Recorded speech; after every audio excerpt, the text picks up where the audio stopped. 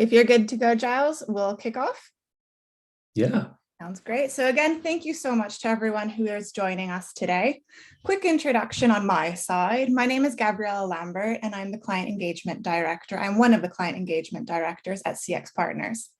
Today's session will be delivered by Giles, who is the CEO of CX Partners. Giles has 20 plus years of experience delivering a career focused on making technology simple to use for organizations around the world. Giles' focus is on human-centered design and really making sure that the customer's need is at the focus of any sort of business transformation. Alongside the rest of the team at CX Partners, we have worked with customers such as Marriott Hotels, Visa, NHS, Disney, and Spotify. Today's focus is on customer centricity and how to make it the focus for 2022. We want to make sure that today's insights are actionable, that they're useful for you guys, and that you walk away with tangible insight that you can apply today. So raise your virtual hand if you have any questions whatsoever. Put your questions in the chat bot. And if we can't get to them in the session, either myself or the marketing team will be reaching out to you after the session to make sure that you get your answers. So with that said, over to you, Giles. Thanks, Gabriella. This question, how do I make my company more customer-centric, is, I think, the number one question that I get asked when I go out and about, when I talk at conferences, when I speak to people about their organizations. And so it feels like a really good question to be asking to kick the year off, and a really important question for so many people. It's timely also because over the last year, we've been working with Google. They've commissioned us to conduct a study into customer centricity, to look at just how customer-centric organizations are. And we're currently crunching the numbers on that study, but people who've participated, they get a rating and a report which just shows them, okay, this is where you stand, and here's some advice on specific things that you can change and alter. If you want to sign up, I think there's still a little more time for people to join that study. So there's a URL here. It's CX Partners website, customer-centricity-model. We'll put that URL up again at the end. I'll give you a little kind of information on what that model is and how it works as part of this webinar. And you'll find in about a month or so's time, we'll have crunched the numbers on that, and we'll have a white paper looking at the state of customer centricity across multiple companies. But I think there'll be a few kind of sneak peeks into what we've been doing today. So how do you make your company more customer-centric? A few years ago, I was working with a really large American retailer and looking at their operating model. And they wanted to make the organization more customer-centric. And so I just began with this really simple question. Well, how customer-centered are you? And the answer came back, oh, we are really customer-centered. We've got amazing tools for social media listening. And I think that highlights part of the problem here, really, which is, as one CEO I spoke to put it, everyone says they want to be customer-centric, but nobody can explain what that means. And I think that leads to slightly deeper problems, something that we've been seeing a lot as we've looked at organizations across Europe as part of this study, which is that a lot of people think they already are customer-centric, and this, often a very long way away from really operating the company as a customer-centered organization. And I think that's really where we need to begin. We need to say, well, what is it that we mean by being a customer-centered organization? Because it means something more than just, having a really good customer service department, saying it's so-and-so's responsibility. It's nothing to do with the rest of the organization. If you're going to be a customer-centered organization, customer centricity needs to be at the heart of everything that the organization does. And that means, that you need, of course, you need a great customer care organization.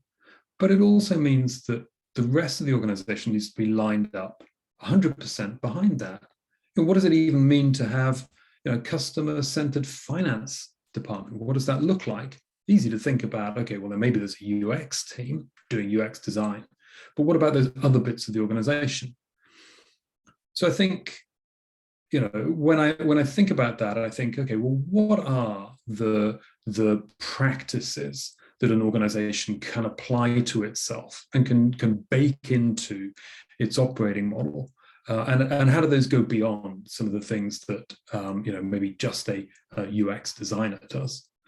And I think there are really three practices which are of interest here. So the first is Agile. Okay, and Agile is when you read the Agile Manifesto, you realize it's actually a customer-centered approach to software engineering. Lean is an approach to operations and processes, and that's also very often at the core of the sort of operating models that we're looking to bring into play. What are some of the principles of Lean that we can apply to the way an organization operates? And the superpower of user-centered design is really about imagining the future. It's about saying, okay, what would a customer-centered product for this organization look like? I think those disparate practices really come together on a number of key principles. The reason that we find ourselves transforming organizations around those key practices is because at the core, they've got a number of ideas, a number of principles that hold them together. And that is that they all have this sense of, the object is to deliver user value, And therefore they're hung up on thinking about what is user value, where is it, how is it held, how is it increased, how is it decreased, and how do we get to it? Well, that feels like a really valuable thing for any organization to be focused on. If the organization gets value by delivering user value, that is a pretty strong business model. Not all organizations have that business model explicitly at their core. But that's one principle that all of these things share. And I think if I'm looking for, what am I trying to do in helping organizations to become customer-centric, the first thing is aligning themselves around that sense of user value, being really clear about what it is, and baking that sense of where am I contributing to user value into things that everyone is doing.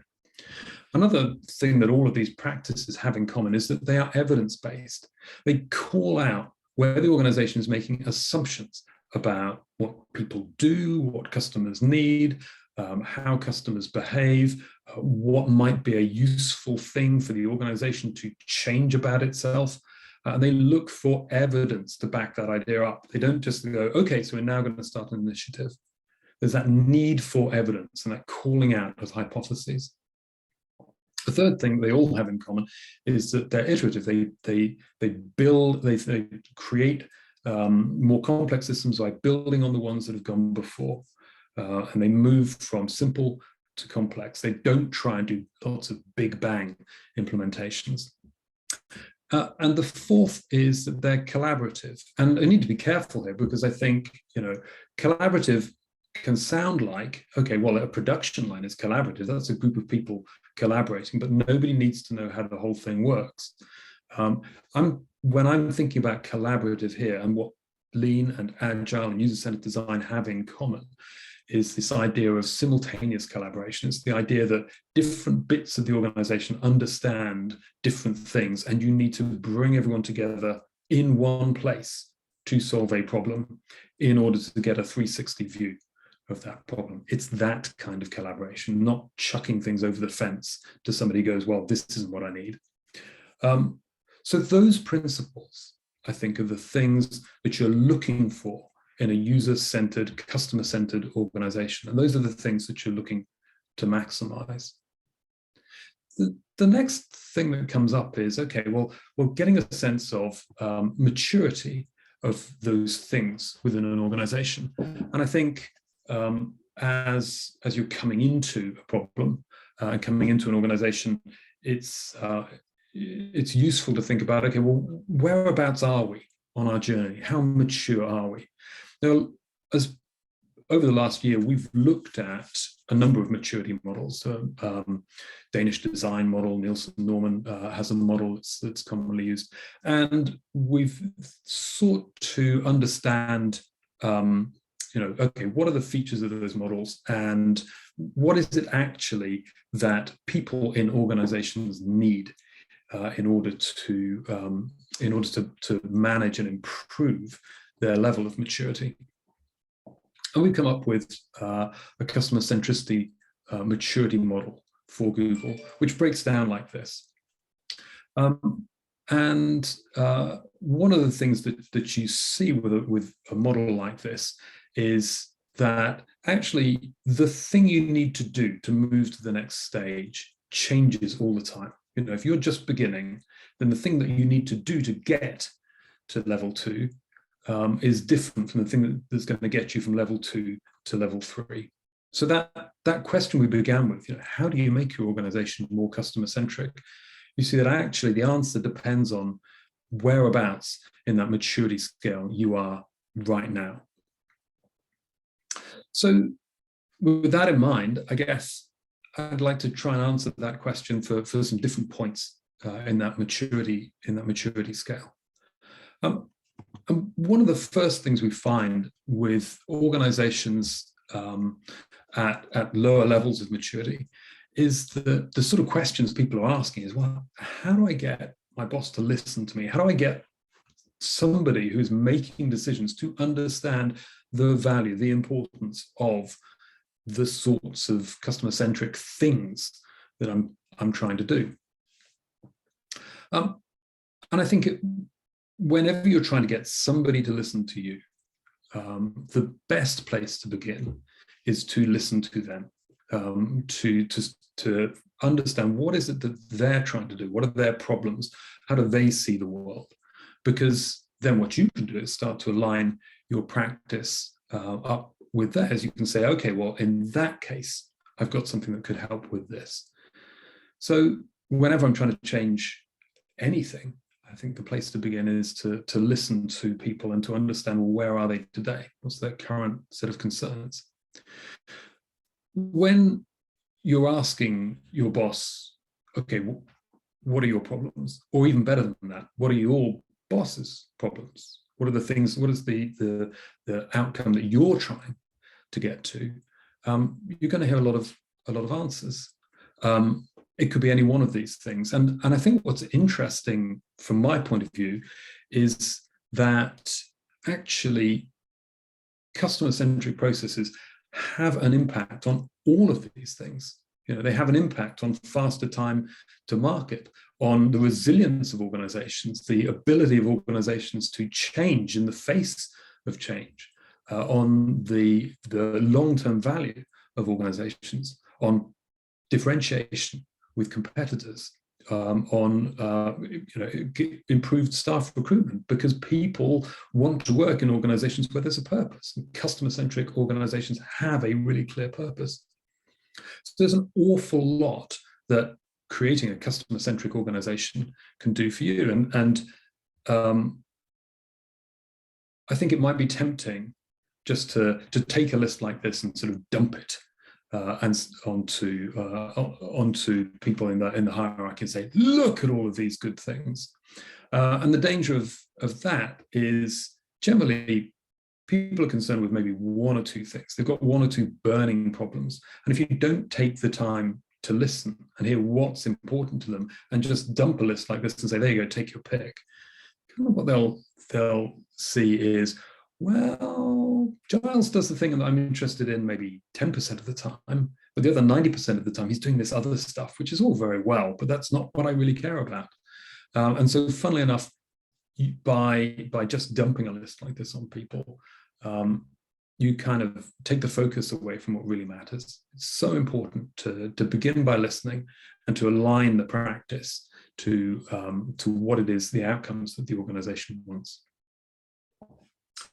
As people move further up that maturity scale, as you know, you slowly sort of started to get practitioners with skill sets have been dropped into pieces of work. You're doing things like using user-centered practices to optimize customer experiences, which is a place I think a lot of organizations get stuck.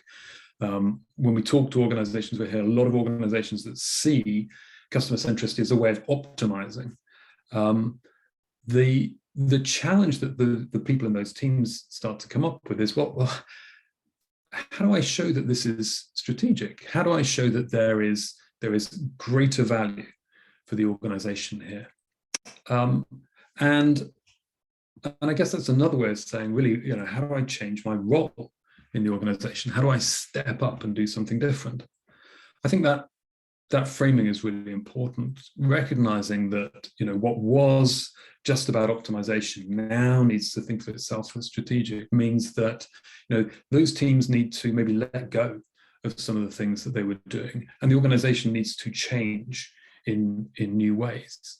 One of the design leaders that we spoke to over the last year spoke about this really clearly. He said, well, he came into an organization where they had a great experienced design team working on optimizing their experiences, and they had a really nice experience, but they needed to get into the business of strategy. And so one of the things that team had to do was to hand over a lot of its skills to train developers, for instance, to run their own user tests so that developers could optimize their own work, freeing that team up to start asking bigger, longer-term questions about what are the deeper needs of our customers, where are the places where we're not doing stuff, that we could be doing stuff that would help them. When you start asking those questions, you start creating artifacts like this, an experience map, which starts to map out what your organization is doing from the customer's point of view, and starts to say, okay, here are all the places that customers do stuff, and we might not actually be present in their lives when they're going through a process or a step that's an essential part of whatever it is we do, selling them a holiday, helping them with their financial services, anything that an organization might do. Mapping out that experience from beginning to end as the customer sees it allows you to take a deeper view about customers' needs. It also lets you do things like map your organization's metrics and measures to the user experience, and suddenly you start to see how those metrics align to what is going on in the customer's life, and you can start to identify where there's value in making a change, where there's value perhaps in stepping into something that you were never part of before, where there's value in fixing something, where there's value in changing the way in which the whole experience operates.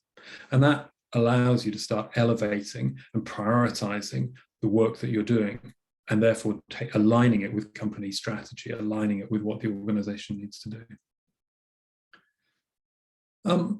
Around about this level as well, so you start to hear some interesting questions like, we need to be able to fail fast. How do I get permission to fail in my organization? How do we allow people to fail?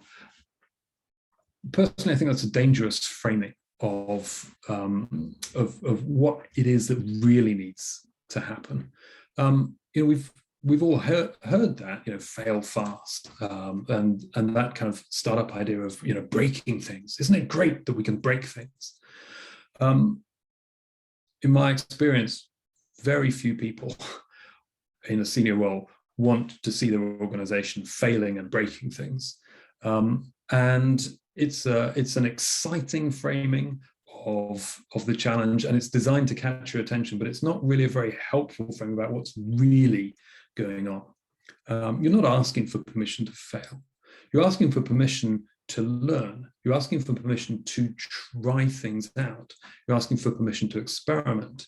And framing the question like that, how can we experiment and find the best way forward, is a far more useful way of explaining to the organization what needs to happen, and explaining to the organization that at the moment we're making assumptions and we are running off on those assumptions and probably heading towards a brick wall. So instead of how do I get permission to fail, it's about how do I get permission to optimize what we're doing.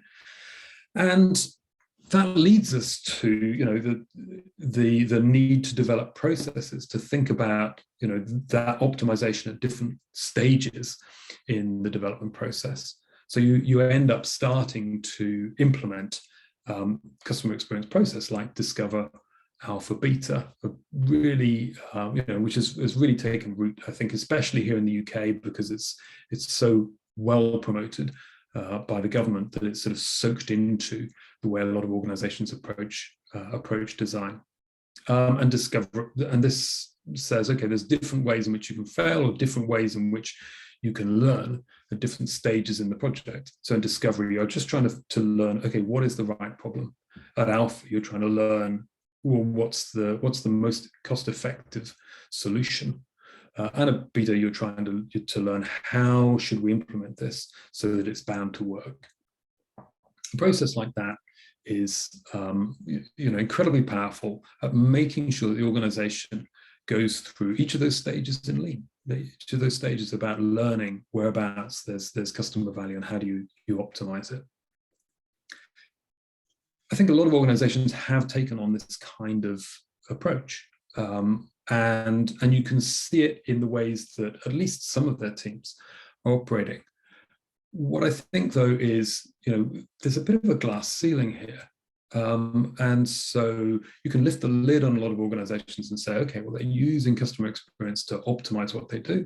And some people within the organization are applying this sort of process or something that looks a bit like it to deliver work. But how do I get beyond that? When we talk to people about, you know, that maturity journey that they're on, how do I get beyond this level 4? How do I get to those really high levels is the question that they ask. And I think one of the challenges here is that there's a lot written about delivery processes and about the skills that you might need and even the tools that you could use to improve customer centricity. But when you're getting into these sort of deeper changes, you're really starting to think about the governance that sits around those. And there's very little that's written or formalized or boilerplate that you can pick up and use and say, okay, here's the governance that our organization needs. And I think that's a massive gap. And often when we're talking to organizations about creating change, it's that level that you need to make the change on, because you can get a team lined up and running a process well, but the stakeholders around the outside, the people who need the stuff from them and the people who need the assurance that the thing that they're producing is going to work, are involved in governance. And that governance often ends up being throwing rocks at the team, asking questions, doing things, making suggestions that aren't actually going to help optimize that process, run that process well, or that are going to slow the team down or distract the team. So user-centered governance is I think a critical thing that organizations that want to be truly customer-centered need to learn. I think to do that, you know, we're talking really about auditing the sorts of things that the organization has. That might be auditing design patterns, for instance, in a pattern library, if you're thinking at the level of a team. But it would include things like auditing the services that the entire organization delivers to its customers, to its users at a higher level. So creating audits, understanding processes and looking at how well those processes are running, measuring the gross impact of you know, the value that's being delivered by customer experience. This is a sort of place that you go. You start to think not about, okay, what is the process that people are operating in, but to step outside of that and say, okay, well, how many active projects do we have? And can the teams on those projects demonstrate to me that they're operating within the guidelines for delivering a good discovery, a good alpha, a good beta? That gets you asking the right sorts of questions, and it also gives you a sense of, okay, well, whereabouts do we need to pay attention? Whereabouts do we need to prioritize? As I think about, the different levels of maturity and the different sorts of things that organizations need to do to improve, you can see that at those sort of lower levels, when you're just starting out, really you're about making sure that we've got some skills on board, we've got the right tools. Then you need to put a level of process around that. And once you've got processes, you need to make sure that there's governance around those processes. The very highest level, as you move higher and higher up the organization and you move to more senior levels in the organization, you start to think about the culture and the structure. And that's certainly something that, when I think back to some of the people that have been interviewing over the last year, the very highest performers are deeply concerned with embedding customer-centric principles, not just in their processes or tools or governance, but actually in their culture, and about making sure that it's part of employees' everyday experience to be customer-centered, about making sure that the conversations that happen around the organization outside of projects are customer-centered, and about making sure that teams are organized in ways where the right sorts of people can come together at the right sort of times. There aren't silo organizational barriers that hold people apart. I began by talking about customer-centric maturity, and this idea that there might be a kind of an evolutionary scale from you're not very customer-centered to highly customer-centered. I think it's useful to have that sense of, okay, where are we on our journey? But in truth, that journey looks different for every organization. So one of the things that we've been thinking about is, okay, what lives underneath that? What's a more nuanced view of this stuff? Because you don't do all of the skills and tools embedding at the lower levels of the journey. You're constantly improving that, even when you've achieved a high level of maturity. And so instead of this sort of linear idea that we fix this, then fix this, then fix this, then we're done, we've come up with this more complex sort of capability model where there are these different dimensions, and how far you are on the journey for those dimensions gives you an overall sense of capability. We pulled out these critical things. So people covers the skills, the culture, the structure of the company. Process covers how it is, what are the jumps that people need to go through to deliver stuff. Governance is about how stakeholders behave. Facilities is about the tools that we give people. Do we have our own in-house facilities where we can talk to customers? Do we have the right listening tools? And communication, it's a critical thing. How aware is the entire company of the strategic goals? How aware is the senior leadership of what things are like on the ground? That two-way communication from top to bottom, here are our goals, here's our situation, is critically important too. And that allows you to create a kind of a profile of the company. And you can see not just, okay, here's where we are on a journey, but actually here are the critical areas where we're going to need to improve if we're going to get our overall maturity. So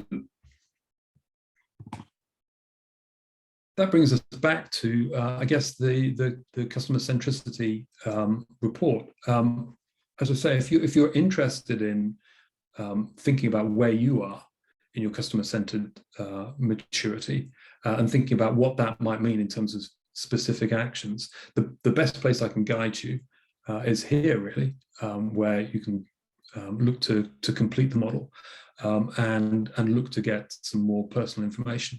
But this is a webinar, and we've also got time and opportunity for questions around the model, around some of the things that I've said, and around the common problems that you might be coming across or experiencing as you think about, okay, well, what does customer centricity mean for us, and why should we be doing it, and how do we overcome some of the barriers that we're experiencing at the moment. So I'd like to give you that opportunity. If you've got questions, please put them in the chat, and we'll try and answer them based on the conversations that we've had with organizations and the things that we've seen over the years and across the world. Giles, one of the key questions that came up from James' work is, would you look for data and analytics to be core to this approach? Will you highlight, and is this something you'll be covering in this webinar? Mm-hmm. Yeah, I think data and analytics are essential to the approach, and there's a couple of places I think that there's two values I think with data and analytics. So one is that it allows you to measure and understand. You might have an impression that something is going wrong, but being able to measure it and track it over time allows you to determine whether it's a priority, whether it's in the red or in the green, and to determine whether or not you're doing something that's making a difference. So it's absolutely core to any kind of evidence-based approach. And I think if you think back to just that business of taking the data analytics and laying them out across the experience map, so laying out our quantitative understanding of what the user is doing next to our qualitative insight into what our customers are doing, allows you to go, oh, there's a problem here, and this is what our customers are trying to get done, and this is what they were doing beforehand. So it allows you to start making more informed decisions. That's one, and that's the most obvious value. I think the other really interesting thing is when you start asking, well, how will we measure this? Or what measures are important?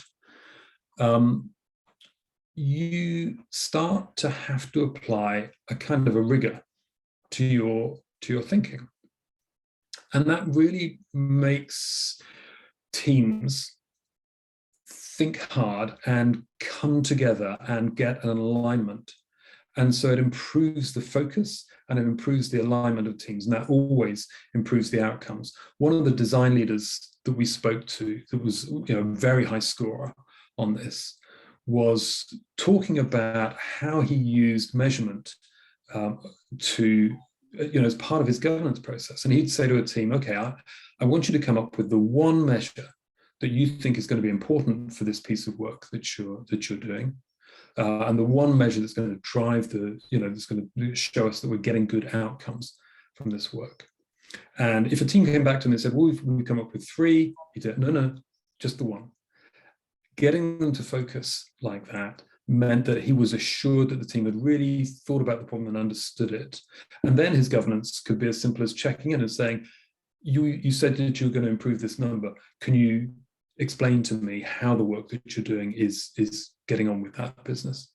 So, as I say, measurement has this sort of really interesting kind of cultural aspect to it, where it just helps to drive the right conversations. And it means that, the governance aspect of being customer-centered is far simpler as well, because you're asking much more focused, clear questions, and you know that your teams are operating in a clearer way.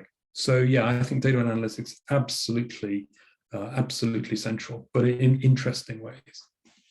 Thank you. James, let us know if that answers your question. Next one is, what's the overall time frame for reaching maturity? Oh, okay. So I don't think there is a kind of a standard time frame. I think it's really deceptive. I've seen some quite famous people say, oh, it takes this long. And that's not true. Some of the organizations that we spoke to were startups. And so essentially the founders, when you spoke to those organizations, the founders had a really strong, clear sense of being customer-centered, and the entire organization had been built on that. So the organization had always had, I think, a very high level of maturity.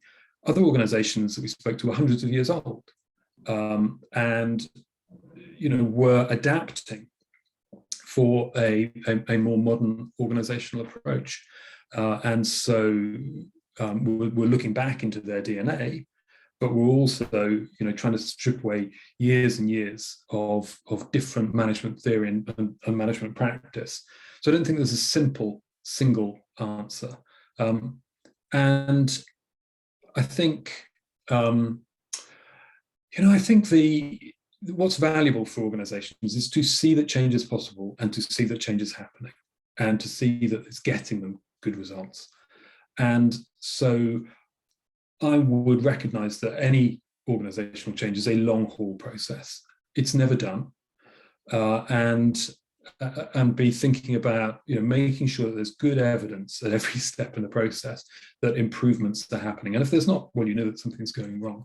But so long as you can show that to an organization, you'll keep its attention focused in the right place and keep people encouraged and motivated and so on. So it's I think an impossible question to answer because, oh no, it depends. But I think the critical thing is to make sure that long haul change doesn't lose momentum. So it's keep people focused on those small successes, make sure there's evidence of those. Thanks for the question. Sounds great, thank you. Next question comes from Rupert. You mentioned the challenge many companies have moving from 3 to 4 on the maturity scale. Can you give more examples of the kind of recommendations a company might get from the report? Yeah, absolutely. I think at the higher levels, the sorts of things that were the leaders were really good at was, I mentioned communication and that ability to to communicate strategy throughout the business, not to make strategy some kind of secret or not to make it something that only permeated a little way down the organization and didn't really affect what people were doing deeper down. I think that was really important and this an area where where leaders do well. And so looking at how information is cascaded up and down is important. I think taking customer insight and using it to inform their roadmap as well. A lot of organizations will produce a roadmap, or which is a key part of governance, right? It's not just what is this project, but what is the theme that ties our next few projects together? What are the projects that we're likely to choose to add into this roadmap? The best organizations inform that with customer insight. And they're extremely good at that.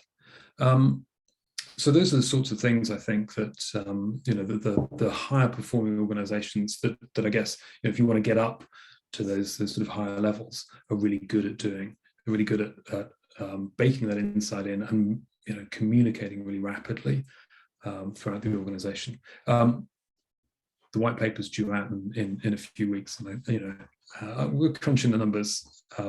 So I don't want to say too much, but yeah, thank you.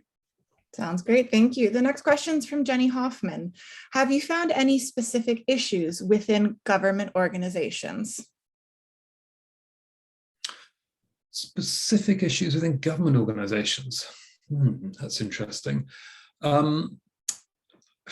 So I wonder where to begin with that. Government organizations, obviously the commercial organizations are kind of run to achieve a commercial target, and the sense of value that you can often tie that value back to a financial value, and that's good because companies measure money a great deal, and within government organizations, often you can see the cost of a service, but the conversations that you have around the value of a service are more complicated. And so, I was talking to a colleague just last week about that question about how are we going to measure value on this piece of work. a piece of work that the commissioning organisation, the public sector organisation that commissioned it, was convinced would do good. But we needed to go, okay, well, how do you take that sort of loose idea of good and turn it into something that could be measured, and something that's probably not being measured right now. So probably we're going to need to put some new measures in place. And I think that will be one area where there's often an interesting challenge. I'm sure my colleagues who work in government day to day would reel off a long list, but that's the one that kind of springs to mind because it's recent in my head. That having that clarity about value. Thank you. Next question comes from Simon Nixon, and his question is, how many organizations have you walked into where a customer panel was immediately available for research and testing? In his experience, it's very few, and it's a good, quick litmus test of how customer-centered they are. I absolutely, it is. That's the answer. Very few, and I think you absolutely hit the nail on the head there. One of the really high scoring organizations that we spoke to as part of the study, I was talking afterwards to one of the leaders there, and they called that out as a limit on their team, that when they looked at, okay, what's our employee experience of being customer centered, the ability to quickly run a piece of user research was just not there. And so it meant that often people are like, oh gosh, if we need to test this with our customers, we're going to need to delay everything for 2 or 3 weeks. And so one of the things that they worked really hard to put in place was exactly what you described, Simon, that sort of instant availability of panel. And they worked and they found suppliers, they rethought processes, they accounted for the value of it, and they put a lot of effort into making sure that if somebody, on Monday needed to run a piece of research, they could be running it by Thursday. Absolutely, I think it's just that question, how can we test this with our customers, is the core question for being customer centered. Do our customers want this? Not sure. Better find out quickly. Thank you very much. This is actually quite a hot topic. You're getting quite a few questions here, Giles. So the next one that's coming up is one of our attendees. We currently struggle with fully convincing the C-suite and also the investors to go with customer centricity on a strategic level. They quickly request defined user case studies already stating the actual KPIs and impact measurements. How would you go by this request? I think I think it's when somebody sort of jump down into detail, and we all do this, right? We all have those sort of eureka moments. I've understood this problem. I've got a solution. Let's get that solution done, and let's get it done quickly, because my goodness, my idea, every minute we're not delivering it is a minute wasted. I think so that I recognize that challenge. I think just asking to understand the idea properly and to understand the impact that is wanted, why have we chosen this, and to take on that challenge, say, oh, okay, thank you for that why. What I'm going to do now is make sure that we're implementing this right. It goes back to that conversation about about experimenting. What I want to do now is make sure we're finding the right way to do this. And essentially, you're then giving yourself a little opening to run some kind of discovery and to quickly identify whether the value that they think they've seen, that eureka moment, is really the best way to get to the value that they want. So, I think, showing, recognizing that there's a problem behind the problem, and checking in on that. accepting that they might have had a brilliant idea, and that's great, and giving yourself room to test and refine that idea starts to open up that possibility of of testing and learning and checking things more carefully with customers and doing all of those things. And you're looking to refine that idea. That would be the way that that I've successfully approached those sorts of conversations in the past. It's aligning yourself with their goals, and being curious about what the best way to do it is, and allowing them to come to the decision that this might not be the best way, making sure they've got that information, rather than it may be the first time they've been through that sort of discovery process, that they've not really thought that it might be applicable to them, and they've not internalized that, okay, trust the method, and so recognizing that they're on a change curve too, I think is just really important. Everyone needs a bit of time to adjust. I hope that answers the question. Thank you very much. Next question coming up.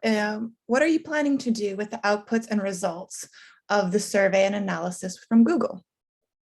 Well, there's two things. So first of all, everybody who takes part in the survey gets their own report, and that's for them, and that's private, and that says, okay, here's where you are, and here's where that is against the average. So it gives them a sense of kind of benchmarking, and here's a list of very specific things that you might go about changing. So, and that's sort of instant.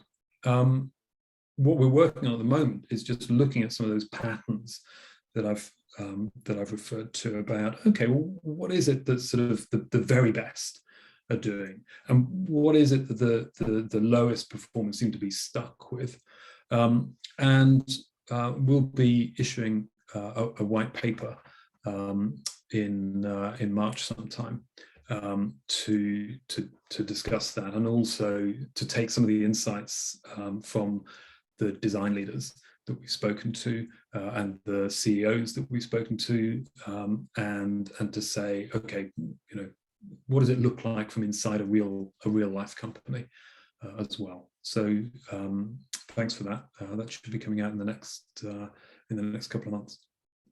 Great, thank you. Next one up.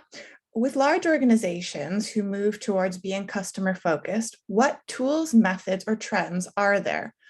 What would be a few takeaways or tips from organizations that are at the earlier stage? I guess the large organizations that have moved towards being customer focused, I think one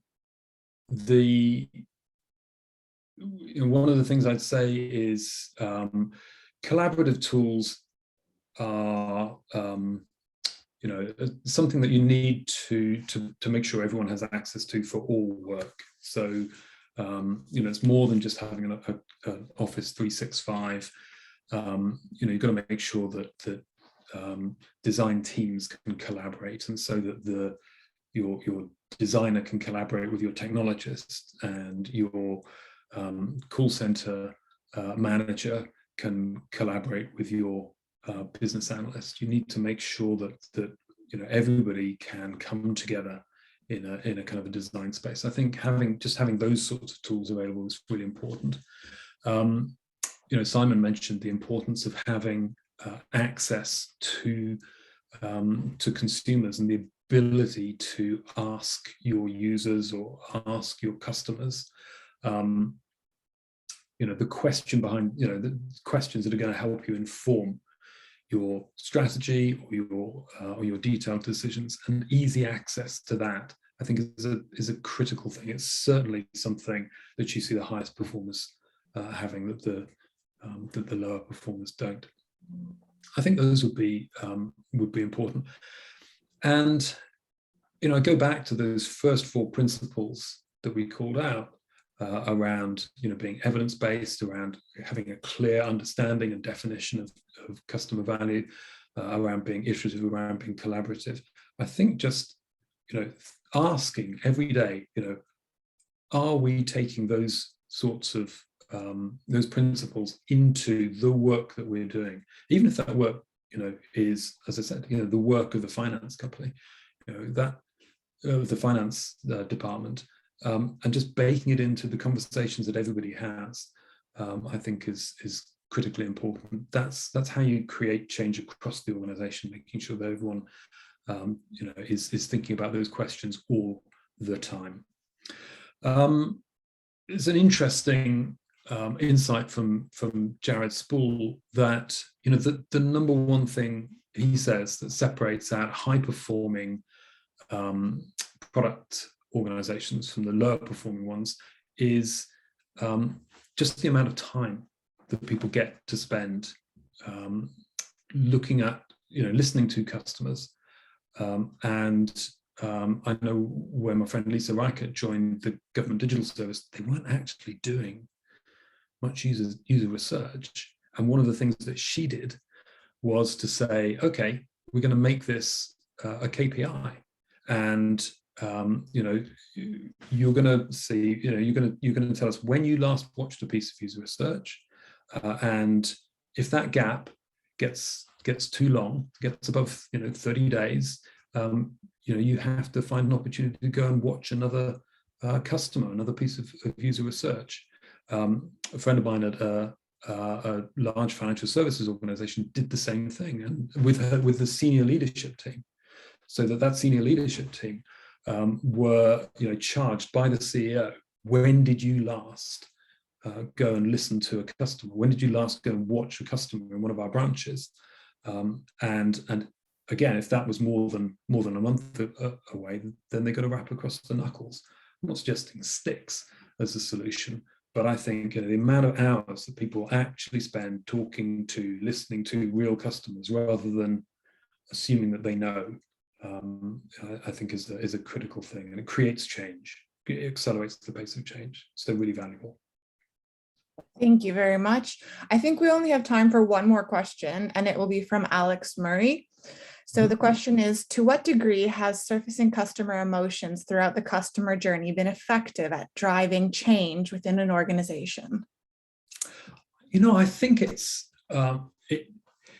I think it's a terrific question, because I think it's an incredible driver of change, is an emotional connection with the user. I think very often whenever we run user research, we invite senior stakeholders to come along and watch. And when you're doing it in person with them, you can see the kind of the dynamic and the sort of siloed mentality in the room. And there's often, as people are walking in, there'll be a lot of a sense that what we need from this is what I need in my silo. And when they see the user struggling with the problem, they realize that actually they all have to come together and collaborate. And there's something about seeing an individual, a human being, having the experience of a problem that makes people want to fix it, and that motivates people far more than numbers alone. And I can think of a situation where we were dealing with a large multinational organization and helping them create a business case for a significant change program. And we did that. We were able to not only create that business case, but deliver against it later on. But if I'm honest, the thing that really changed their finance director's point of view was actually coming in and seeing his organization's customers struggling and realizing that they were failing their users. And that was as powerful in opening him up to change as the numbers and spreadsheets that came later. So I think, Alex, that's a brilliant point, that emotional connection just is a huge spark for change. a great place to end. Thank you very much. Giles, anything else from you before we just have some closing remarks? No, just to reiterate, if you've not been through this process and want some more, specific targeted advice, this is a good place to go. Thank you so much for the questions, really interesting and broad range. And of course, if you have another question or a follow-on, then as I think Gabriella said, please get in touch and we'll do our best to answer. Thank you. The only other thing from me is please know that we have a webinar series coming up because we want to be a source of knowledge for you guys continuously, for our customers and our audience as a whole. Our next webinar is on the consumer duty, which is obviously a massive topic for 2022. And that will be delivered by Stu Charlton, who is the head of our financial services department. So please get in touch, please join, and that will just be the start because we will want to break down that massive topic into bite-sized chunks so it's digestible for everyone and we all know how to progress together with that. So thank you guys very, very much for your time. We really do appreciate it.